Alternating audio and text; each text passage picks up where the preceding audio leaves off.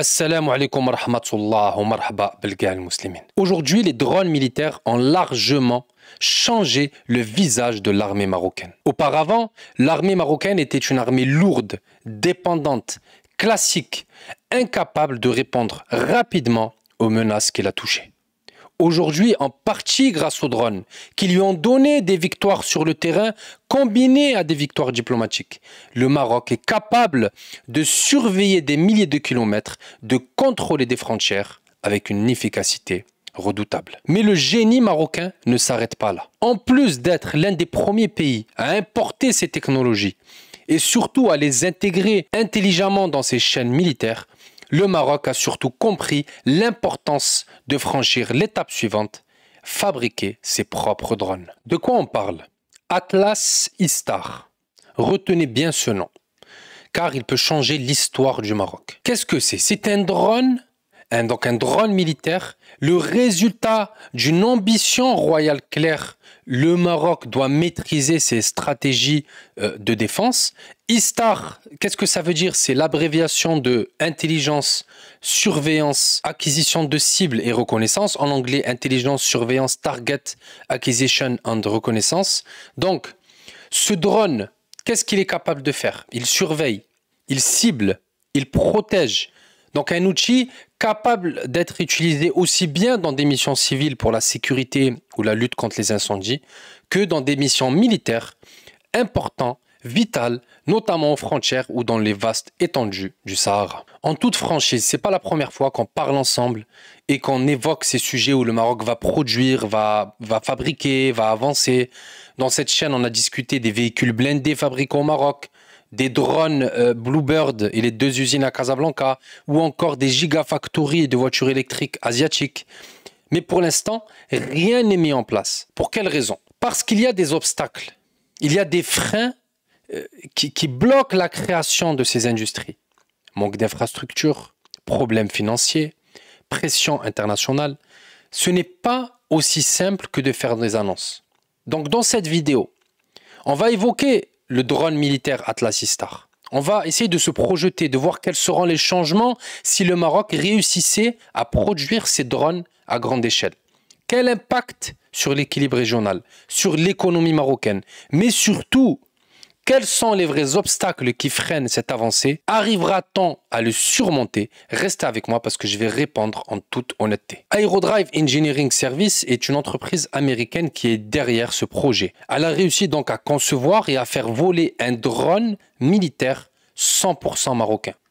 Mais avant de féliciter cette entreprise, il faut être réaliste. Le combat est loin d'être terminé pour le royaume. Qu'est-ce que c'est donc AES, cette entreprise marocaine? C'est une toute petite entreprise. Que ce soit Bluebird ou le turc Baykar joue avec plusieurs centaines de millions de dollars chaque année. L'entreprise marocaine, c'est un capital d'à peine 100 000 dollars, un budget qui ressemble à une blague dans le secteur militaire. Mais malgré ça, ils ont réussi à mettre un drone en vol, mais il ne faut pas se tromper, produire un seul drone, c'est une chose, le produire à grande échelle, c'est une autre histoire. Il faut du cash, beaucoup d'argent, pas de blabla. Il faut défendre des investissements publics et privés massifs. Le Maroc donc doit se transformer, il doit se renforcer. Il est temps de passer aux actes. Par exemple, 3 réformes qui peuvent renforcer l'industrie marocaine locale. Des réformes qui ont déjà été mises en place dans d'autres pays, ça a fonctionné. Par exemple, une agence nationale de l'industrie de l'armement avec un budget annuel, 500 millions de dollars. Un acteur donc national puissant qui supervisera les innovations, qui injectera du cash dans nos startups pour les pousser à innover. Deuxième idée, une réforme du code de l'investissement avec un objectif: attirer les capitaux privés. 0 impôt pendant 10 ans pour toutes les entreprises marocaines qui investissent 50 millions de dirhams en recherche et développement. C'est agressif, mais c'est le prix à payer pour attirer les vrais investisseurs. La troisième idée, fixer un objectif 2035 avec une feuille de route concrètes pour réformer l'éducation scientifique marocaine. Sans ingénieurs formés ici, dans nos universités, ce rêve d'une industrie de défense restera un fantasme. Il faut des instituts spécialisés dans nos grandes universités avec comme objectif former 1000 ingénieurs par an dans l'aéronautique, dans l'électronique et les systèmes de défense. Quel est l'enjeu? C'est l'autonomie stratégique du Maroc.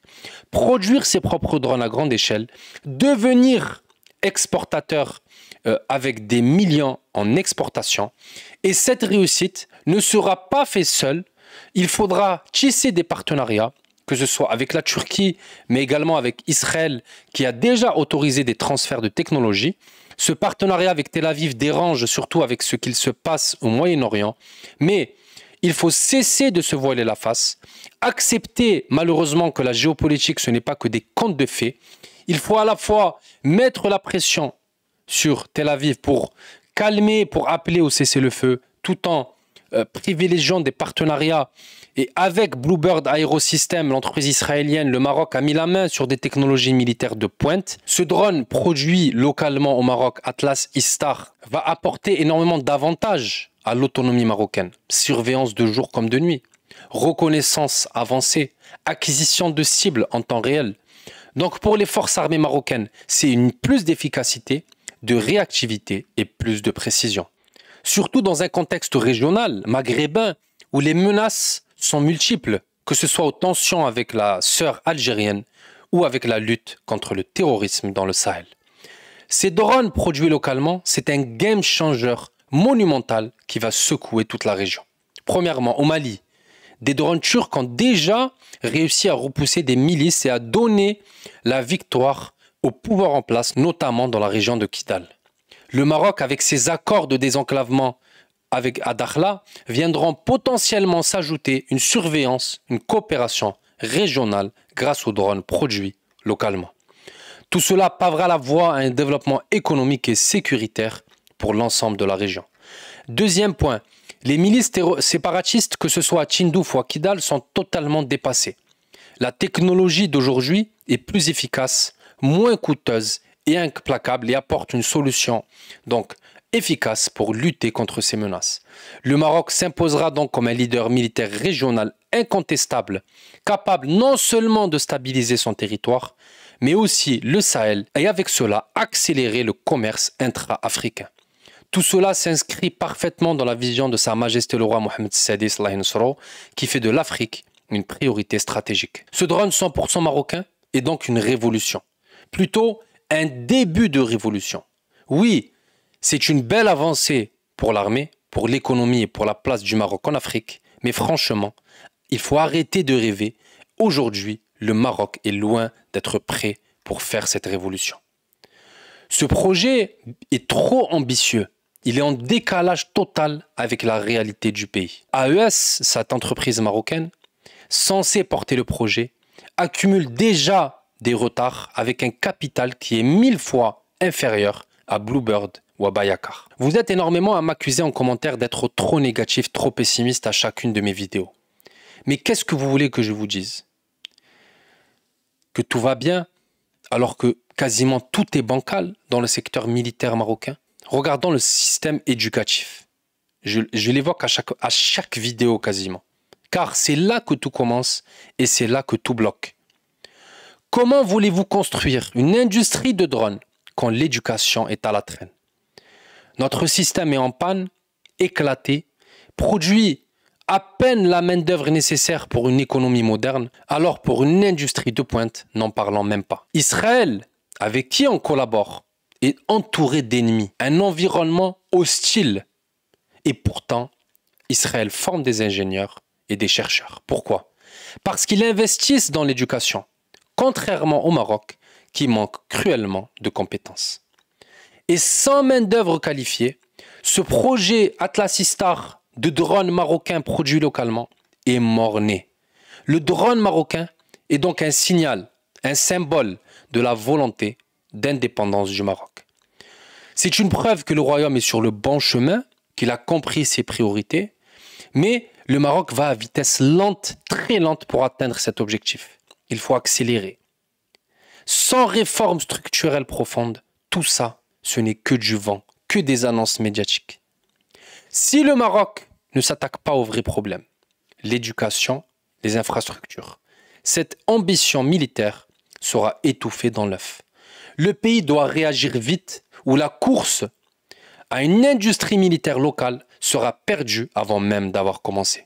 Barakallahu fikum, Allah jazakum bi khair. N'hésitez pas à me laisser un commentaire. Je serai ravi de discuter avec vous. Barakallahu fikum. Wassalamu alaikum wa rahmatullah.